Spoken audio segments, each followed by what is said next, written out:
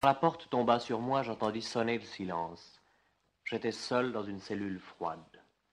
Je découvris les murs griffés, rongés, la paillasse en lambeaux, l'odeur moisie des planches. Je vis la pauvreté physique. Presque aussitôt, je ne bougeais plus, les bras collés au corps. J'existais seul au milieu d'objets sans regard, séparés, menacés. À 19 ans, pour la première fois, je rencontrais la souffrance. D'abord, elle me faisait peur. J'ouvris la fenêtre. Devant moi, l'espace se dressa, vertical. Un puits faiblement sonore se creusait. Je compris qu'un autre mur était là à quelques mètres de moi, une autre prison, immobile et noire. Et des appels bientôt trouèrent le mur, le firent scintiller, des cris d'hommes. Ils venaient de partout, lancés comme des flèches, et s'arrêtaient un instant juste au-dessus de ma tête, croisés au sommet du puits des sons. Ils n'étaient pas joyeux, ils n'étaient pas souffrants. Ils ressemblaient à des éclats de vie perdus au milieu des pierres. Je comprenais mal ce qu'ils signifiaient. Je voulais appeler, répondre. Je ne le pouvais pas. Tout à coup, sur ma droite, une voix jaillie de la cloison même de ma cellule se pencha. Elle était étrangère, chantante. Vous me voyez, dit-elle, je tends la main vers vous. Je ne vous vois pas, je suis aveugle.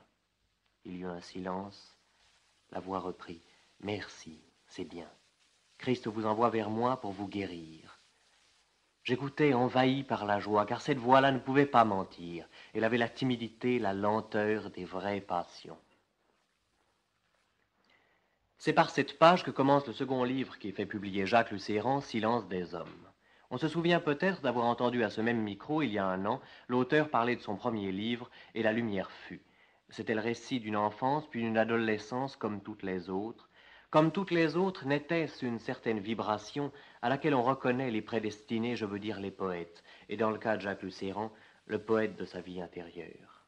Jacques Lucéran, comme son héros du Silence des hommes, est aveugle. C'est une de leurs forces, il n'en faut pas douter.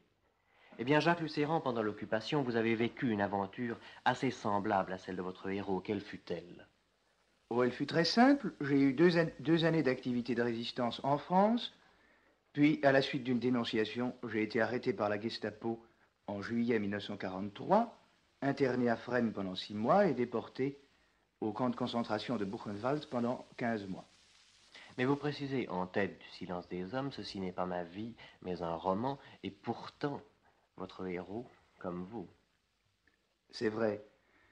Je n'ai pas voulu raconter directement le récit de mes aventures. Je ne l'ai pas voulu parce que je crois qu'on ne peut pas le faire. J'ai préféré me donner beaucoup plus de liberté et retrouver, grâce à cette liberté, l'essentiel des événements et non pas seulement l'anecdote qui m'était au fond indifférente. Je pense qu'on a trop raconté ce qui s'est passé dans ces circonstances étranges, que trop se sont plaints, que trop ont commenté tout cela. J'ai préféré pour ma part tenter, ce qui est certainement très difficile, de découvrir ce qu'il y avait de vrai pour tous là-dedans, et non seulement pour moi. Seul le roman me permettait de le faire.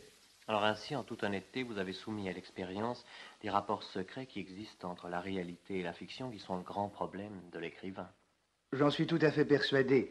Je pense que pour un écrivain, il n'est pas tout à fait possible de raconter la vérité de manière directe comme les hommes le font dans la vie courante. Je pense que le travail particulier de l'écrivain consiste dans un certain mensonge, enfin, je me comprends, dans un mensonge permis, bien sûr. C'est-à-dire qu'il doit reprendre les événements, les réinventer d'une certaine manière, de façon à leur faire dire toute leur signification. Telle que la vie se déroule, elle ne signifie rien. Pour qu'elle signifie enfin quelque chose, il faut lui donner une très légère torsion. Il faut lui donner tout à coup une liberté, et c'est cela la tâche de celui qui écrit. Il faut la soumettre à la courbe qui est le propre de la création. J'en suis tout à fait persuadé. Vous avez inventé les personnages, imaginé leurs propos, mais il n'empêche que Silence des hommes, du premier au dernier mot, est écrit dans une perspective réaliste. Mais qu'en est-il par rapport à vous de votre héros? Est-il calqué ou bien également interprété? Ah, voilà en effet un point très important. Je suis heureux que vous me posiez cette question. Mes personnages sont inventés, c'est vrai. Moi, je ne suis pas inventé. J'ai tout de même écrit ce livre à la première personne, ce qui crée, je le veux bien, une certaine équivoque, ce qui surtout me donnait peu de droit, peut-être, de l'appeler roman, ce livre. Et pourtant, je l'ai appelé roman. Car moi je suis vrai dans ce livre, mais ce n'est pourtant pas moi d'autrefois qui est là. C'est, si vous voulez, moi devenu conscient grâce au travail de reconstitution de mon passé.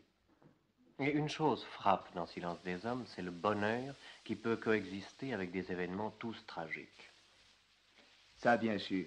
Seulement, il me semble que l'on se fait en général du bonheur une idée très fausse, n'est-ce pas? Le bonheur n'est pas du tout quelque chose qui nous vienne du dehors, qui nous soit donné à la façon d'un objet, à la façon d'un cadeau. C'est quelque chose de toute évidence qui n'existe que si nous le faisons, que si nous le fabriquons patiemment et volontairement du dedans de nous-mêmes. Par conséquent, des événements même tragiques et atroces, comme ceux d'un internement et surtout d'une déportation en camp de concentration, peuvent très bien s'accompagner de bonheur. Car le bonheur, on a très bien pu le faire en ces circonstances. Je l'ai fait. Beaucoup de mes camarades l'ont fait, cela n'est pas douteux. Ils avaient atteint, comme moi, dans ces heures-là, une intensité d'eux-mêmes, et pour ainsi dire un degré de leur vie intérieure beaucoup plus fort, et par conséquent leur possibilité de bonheur avait grandi. Oui, en fait, le bonheur n'est pas du tout un objet de sucre rose, comme on veut le croire et comme on veut le souhaiter, bien stupidement et bien aveuglément, non? Oh, certes non, et si on pense qu'il est ainsi, on ne l'aura jamais. Exactement. Et je crois que votre plus violent désir serait d'intéresser à cette histoire tous ceux qui l'ont vécue. C'est peut-être le plus difficile. Ou plutôt ceux qui ne l'ont pas vécu. Voilà encore un point essentiel pour moi. Je pouvais évidemment écrire un livre sur ces événements que j'avais vécus en le destinant, en l'adressant vraiment à ceux qui avaient vécu la même chose que moi. Je ne l'ai pas voulu. Mon intention a été de parler à tous. Je sais bien, tout le monde n'a pas été déporté, heureusement. Cependant, les événements d'une déportation concernent absolument tous mes lecteurs possibles, car ils engagent des attitudes humaines qui sont absolument essentielles et qui peuvent se retrouver même dans la vie de chaque jour. Simplement, ces attitudes sont engagées avec une force plus aiguë peut-être, dans des conditions plus difficiles. Mais le problème n'est pas changé.